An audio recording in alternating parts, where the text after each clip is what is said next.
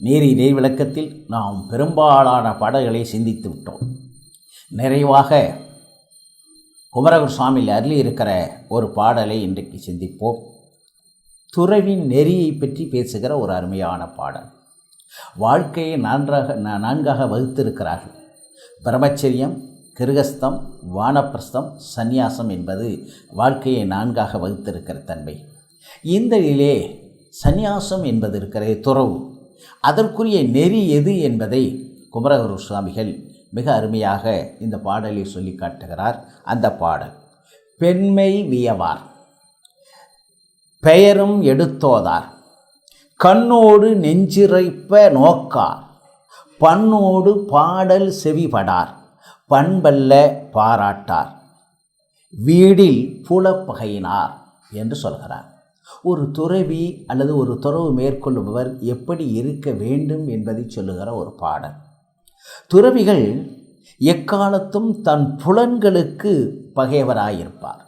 ஏனென்றால் புலன்கள் கெடுமானால் மனம் கெடும், மனம் கெடுமானால் அனைத்தும் கெடும் என்பதனாலே துறவிகள் என்ன செய்வார்கள்? தன் புலன்களுக்கு பகையாயிருப்பார்.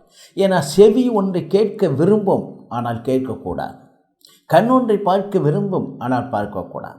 எனவே அதைத்தான் பொறிகளுக்கு அவர் பகையாயிருப்பார் என்று சொல்கிறார். பெண் என்னும் பெயரையும் எடுத்து பேசார். அது மட்டுமல்ல, தன் மனத்தில் படும்படியாக கண்களை அவர்களை பார்க்க மாட்டார்.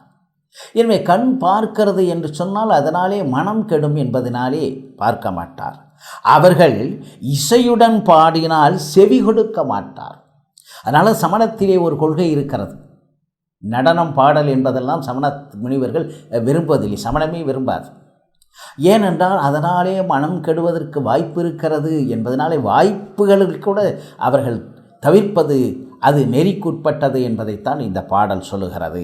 எனவே இந்த குணமற்ற இந்த மாயையிலே அவர்கள் ஈடுபட மாட்டார்கள், பேச மாட்டார்கள், அதை நினைத்து பார்க்க மாட்டார்கள் என்பதைத்தான் இந்த பாடல் சொல்கிறது. எனவே எவ்வகையிலும் பெண்ணலத்தை போற்றாது வாழ்பவர்களாக இருப்பார்கள். யாதனின் நீங்கியான் அதனின் நோதல் இலன் என்று வள்ளுவர் சொல்கிறார். நீ எதையெல்லாம் விட்டு நீங்கிறாயோ அதிலேருந்து வருகிற துன்பம் உனக்கு இல்லை என்று சொல்வதை பார்க்கிறோம். அடல் வேண்டும் ஐந்தன் புலத்தை விடல் வேண்டும், வேண்டியா எல்லாம் ஒருங்கு என்று சொல்வார். எனவே அடல் வேண்டும், ஐந்தின் புலத்தை விடல் வேண்டும். எனவே இந்த ஐம்பொறிகளாலே வருகிற இன்பங்களை விட வேண்டும் என்று சொல்வார். விட்டுட்டால் என்னாகும்? எல்லாம் பெற்றுவிடலாம் என்று சொல்கிறார். எனவே நெஞ்சில் துறந்தார் போல் வஞ்சித்து வாழ்விரின் வன்கணார் இல் என்றும் பேசுகிறார். எனவே எல்லாவற்றையும் துறந்தது போல் தன்னை பொய்யாக காட்டிக்கொள்பவர்கள் போல கடுமையானவர்கள் எவரும் இல்லை என்று சொல்வதையும் பார்க்கிறோம். எனவே நல்ல துறவு நெறியையும் குமரகுருவர் சுவாமிகள் நமக்கு அருளி இருக்கிறதை பார்க்க வேண்டும். எனவே தனி மனிதன் தொடங்கி சமூகம் தொடங்கி ஒரு நாட்டின் ஆளுகையாக இருக்கிற அரசன் முறை, அது மட்டுமல்லாமல் இல்வாழ்க்கையிலே இருக்கிறவர்கள் துறவிகள் என்ற அனைவருக்குமான நெறிகளை மிகச்சிறப்பாக சொல்லியிருக்கிற ஒரு அற இலக்கியம் இருக்கிறது என்று சொன்னால் அது குமரகுரு சுவாமிகள் வழங்கி இருக்கிற அற்புதமான இலக்கியமாக இருக்கிற நீதிநெறி விளக்கம் என்பதை நாம் புரிந்து கொள்ள வேண்டும். இந்த நீதிநெறி விளக்கத்தில் அமைந்திருக்கிற கருத்துக்களை எல்லோரும் பெற்று வாழ்வில் இன்பமடைய வேண்டும் என்கிற நோக்கத்திலேதான் இந்த விஜயன் யூடியூப்பிலே மிக அருமையாக அவர்கள் ஏற்பாடு செய்து இந்த நிகழ்வினை தொடர்ந்து வழங்கியிருக்கிறார்கள் என்பதை நேயர்கள் புரிந்து கொள்ள வேண்டும். எனவே அற்புதமான செய்திகள் தாங்கிய இந்த நீதிநெறி விளக்கத்தை நான் ஒருவராக உங்களுக்கு வழங்கியிருக்கிறேன். அதை பெரும் விளக்கத்தை நீங்கள் நூல்களிலே கண்டு அவற்றை மனனம் செய்து அவற்றின் வழி நின்று வாழ்க்கையை உயர்வடைய செய்ய வேண்டும். ஏனென்றால் நல்ல நெறிகளை கை கொண்டால்தான் நல்ல வாழ்க்கை என்பதமையும். நல்ல வாழ்க்கை புகழை தரும், அது மட்டுமல்ல இறைவன் திருவருளை பெற்றுத்தரும் என்பதை நாம் மறந்துவிடக்கூடாது.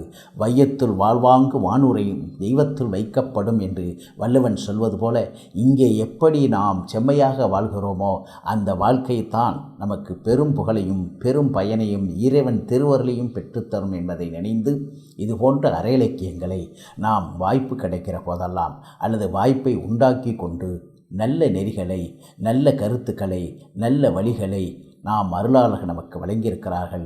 அவருடைய சிந்தனைகளெல்லாம் இங்கே அருமையாக இந்த விஜயன் யூடியூப்பிலே அவர்கள் வழங்கியிருக்கிறார்கள். அதனை ஏற்று மக்கள் தங்களுடைய நெறிகளை, அருமையான நெறிகளை தம்முடைய உள்ளத்தை அமைத்து வாழ்க்கையை வளமாக்கி கொள்ள வேண்டும் என்பதை இந்த நல்ல தருணத்திலே கேட்டு இந்த அருமையான வாய்ப்பை வழங்கியிருக்கிற எங்களுடைய வாழ்முதலாக இருக்கிற தர்பை ஆதீனம் 27வது ஸ்ரீலஸ்ரீ குருமகா சன்னிதானம் அவர்களின் பொன்னார் திருவடிக்கும் கட்டளை சுவாமிகளுடைய திருவடிக்கும் நன்றியை தெரிவித்து இந்த அளவில் நிறைவு செய்கிறோம். நன்றி, வணக்கம்.